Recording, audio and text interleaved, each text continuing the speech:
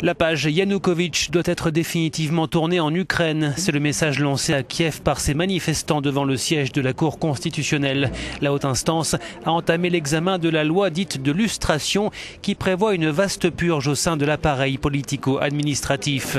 Le but étant d'écarter des cercles du pouvoir ceux ayant servi sous l'Ancien Régime. Mais des députés de l'opposition s'insurgent contre ce texte. Il y a certaines dispositions dans cette loi qui enfreignent la constitution de l'Ukraine.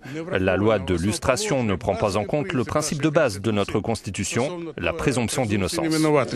La loi permet de congédier de manière expéditive les fonctionnaires qui exerçaient sous l'ancien gouvernement de Viktor Yanukovych et de les priver de hautes responsabilités pendant plusieurs années.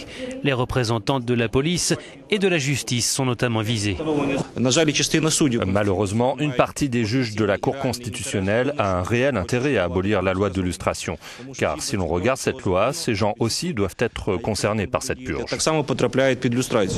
Cette loi avait été adoptée en septembre dernier par le Parlement ukrainien. Depuis, de nombreuses têtes sont tombées, comme l'explique notre correspondante. La Cour a commencé à examiner la constitutionnalité de la loi de lustration qui est déjà en vigueur depuis plus de 6 mois.